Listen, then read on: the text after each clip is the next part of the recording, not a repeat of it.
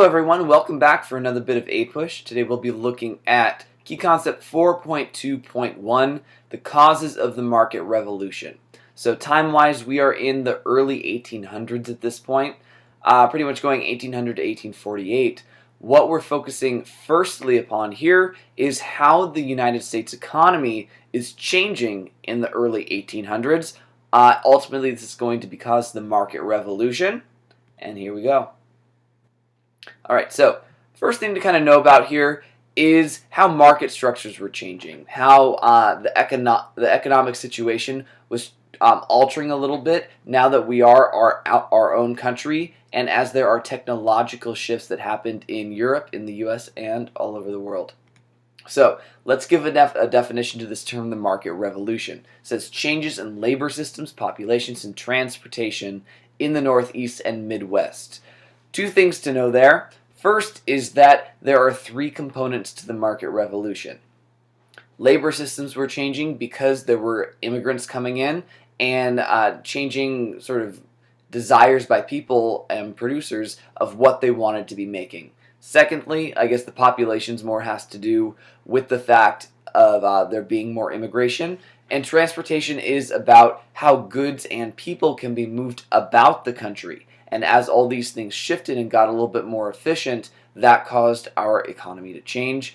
And lastly, this occurred in the Northeast and the Midwest of our country. It did not happen in the South. We could consider this our first wave of industrialization. It's going to happen again around the Civil War and again in the late 1800s to get us to become the industrial power that we are by the 20th century.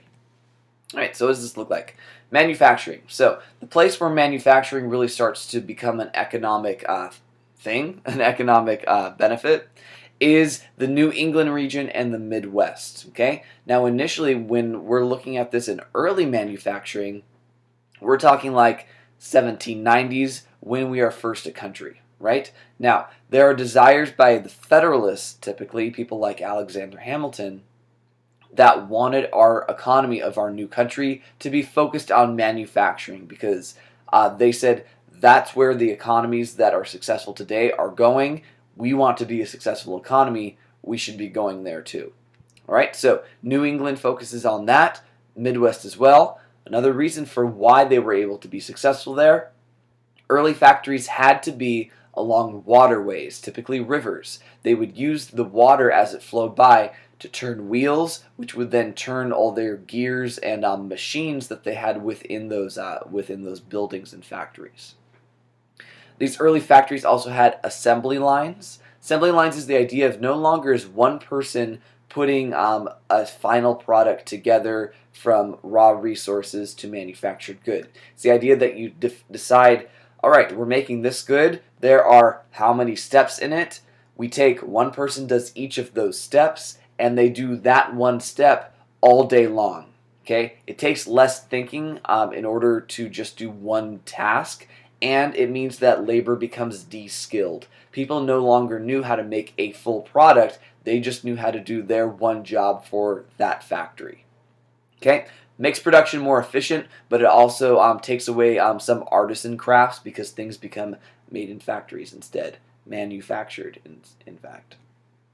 Okay, great example of this going on in the market revolution in the United States was the textile industry. We're going to be talking about this for quite some time in U.S. history. Know that the term textiles is referring to fabric, to cloth. So taking cotton and weaving it into cloth, in this case using machines. You can see a later picture, not so much in this era, but the same process on the bottom right was something called a power loom. So initially the textile industry was in Britain, it was not in the United States, and Britain forbade the export of any of their machinery or factories. Now, we get someone named Samuel Slater that smuggles out information on how to make these factories and machines, and the U.S. creates its own textile industry. Now, textile industry worked in our favor a lot for a couple reasons. We had abundant natural resources, right? We're going to start to shift into the production of cotton over other cash crops, and cottons is the natural resource you need to make textiles. The federal government is protecting U.S. industries with things called tariffs. Remember from before, tariffs are taxes placed on buying foreign goods. So that means it costs less to buy your local U.S. made good instead. Also, we get that these plans for how to have these power looms and factories, but in the process they made improvements that would make these machines even better. A major part of this textile industry was king cotton in the South. King cotton is kind of this term to refer to how influential cotton was as a crop. We're going to talk about it, I think, on the next slide about why cotton became so profitable. It's an easy source of raw materials. The South is creating it on a massive scale, especially as we get into the market revolution. All right, so next up, part of a market revolution, we are looking at what's going on with innovation. What are some new inventions and capabilities and technology that the United States has going in its favor? Okay, one has to do with farming. So John Deere in 1847 developed the steel plow. Now the steel plow, it's made out of, hey, steel. So it's a stronger metal that's going to last longer and rust less. And it's going to make plowing land that was much less arable, that was much harder, to create it and to kind of work it into land that was usable for growing crops, especially as they move further into the Great Plains, into the stuff that will be the Louisiana Territory, where the land was not the same as what they'd been used to on the East Coast. Another good or invention that had been made was the mechanical reaper made by Cyrus McCormick. Okay, 1830s. This is going to help out farmers as well. A mechanical reaper, normally the reaper is like the Grim Reaper, so you're thinking like death. He's called that because he's reaping souls, I suppose, but he has that big sigh, right? Usually what you do is you take that gigantic instrument and you put it out and you're cutting down the wheat, okay? You're reaping it so you can pick it up off the ground and then get out the grain, mill it into flour. What's going on with the mechanical reaper? They create a machine that puts these giant sort of bands in a cylinder, and you can go along and it basically does it. You just have to tow it behind you or put it in front of you, and you don't have to do it by hand just yourself anymore. It's going to really cut down on labor in dealing with agriculture. All right, one of the most important inventions of this era ties into what we were talking about on the previous slide, was Eli Whitney's system of interchangeable parts and the cotton gin. Now, we really take the system of interchangeable parts for granted today, okay? Eli Whitney thought of it for guns. Guns were still not as developed as they are now, so if your gun broke, you couldn't just go down, what's the store called? Gunsmith? I think that's one of them. Go down there and buy a replacement part where the broken part you just take off and put on the new one. Eli Whitney thought of that and patented it, all right? So it was a cheaper system that was more efficient for production on the assembly line. Okay, it was easy to put things together. If you know the movie Forrest Gump, he gets sort of lauded when he joins the army because he can put together his gun so quickly and take it apart so quickly. That is because of the system of interchangeable parts. He and Bubba could have changed all their pieces. As long as they were using the same set of it, it could be put back together. So it's a step forward. It's an idea that makes manufacturing much more efficient. More importantly, the cotton gin. That's a picture that you have on the right there. Now the cotton gin is a machine that is going to process raw cotton into usable cotton.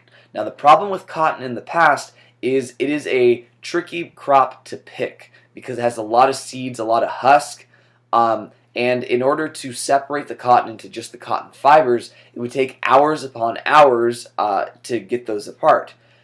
Eli Whitney creates this machine where you put the unprocessed cotton in one of those bins on the top. You turn the little thing right there, and what happens? It puts the nice, clean, white, fluffy cotton in another bin and puts all the stuff you want to throw out on the bottom. Now what this is going to do, it's going to drastically change agricultural output in the South, going away from other cash crops to focus just on cotton. And we're going to talk about this a couple more times as we get through period 4 and 5. Samuel Slater, Talked about him before. He smuggled out plans for textile factories from Britain to the U.S., replicated them, and improved upon those designs to help American industries. Another important one, Robert Fulton, the steam engine.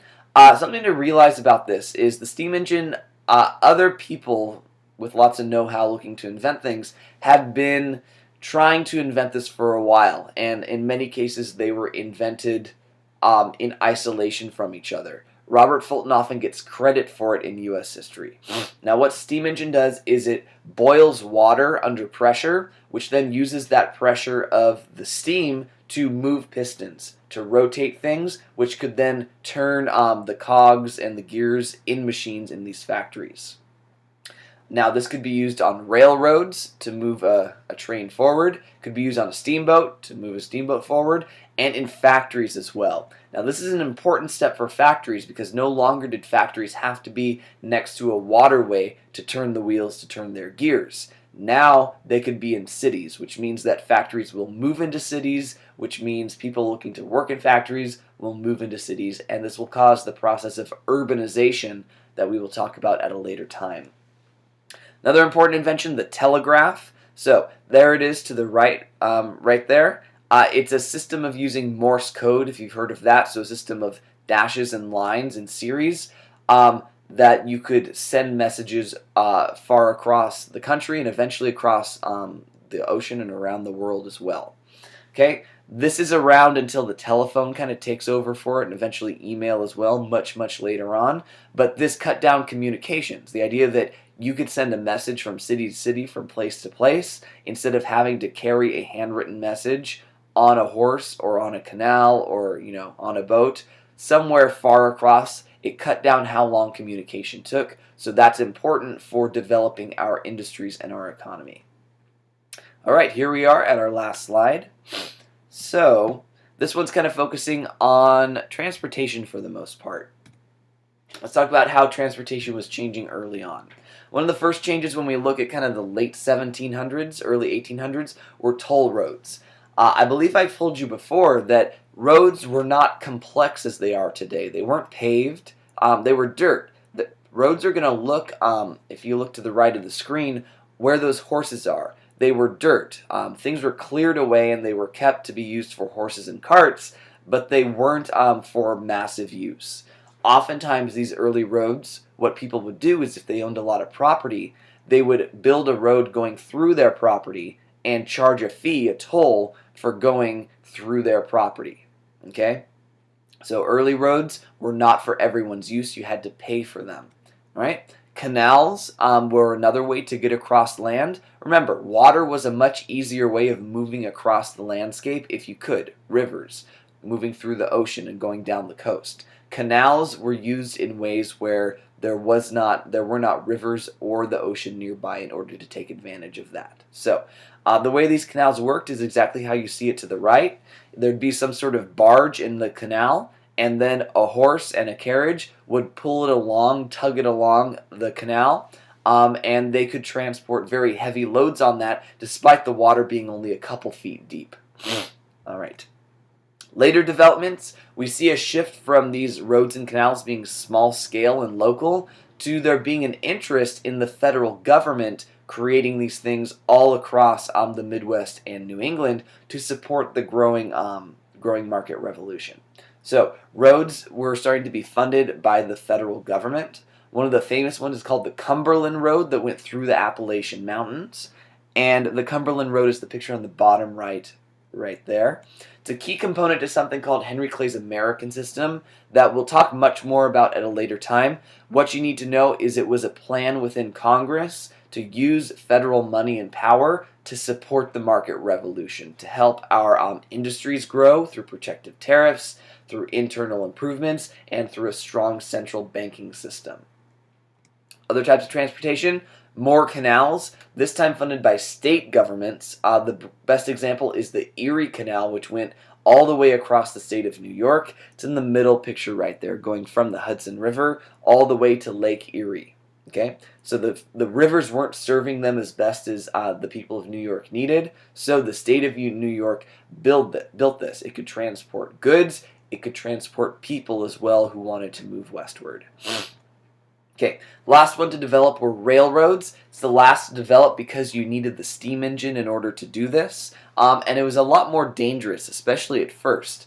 Something I'll tell you about railroads has to do with the fact that they had to figure out how to stop it, and how you stop it is you stop those pistons from turning. So early railroads and trains, they would pull into the station, but they wouldn't always stop right at the station as we think of today, exactly where you need it to stop. It might stop a good deal before, a good deal after, and then they might try to move it a bit forward, but you might have to do some walking as well, not right at the station. Okay, people would die on the trains as well because you have these large furnaces used to boil water, so you're shoveling coal into there, there's sparks flying everywhere.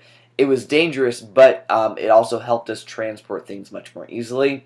We're going to talk about this more closer to the Civil War. I just want you to know it is developing within this historical period 4, but much more critical and necessary for understanding the times, especially during the Civil War and a little bit after. The effect of these changes in transportation, it alters the environmental landscape because there are more connections between regions, especially the Northeast, so like New England, and the Midwest. So Midwest is like Ohio and Indiana and Kentucky at this time. They are connected through all these canals and roads and railroads, which means that they can trade things and move people unlike before the market revolution. Meanwhile, down south, they are still agricultural. Their only real participation in the market revolution is providing the raw resources, cotton, for the textile industries up in the north. Okay, so they do not use state money or federal money for internal improvements. So if you look at a map of where railroads were at this time, there were virtually none in the south. They were not interested in that system. Number one, they thought that, how do I say this?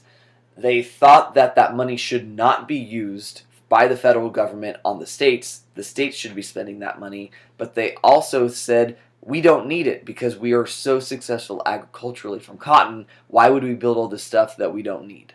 Okay, now what happens, fast forward a bit, this sort of changing economy in the North and the Midwest versus the South is going to further divide our country, and actually it's going to create problems for the Confederacy during the Civil War and give the North or the Union a lot more benefits as they go on fighting against each other.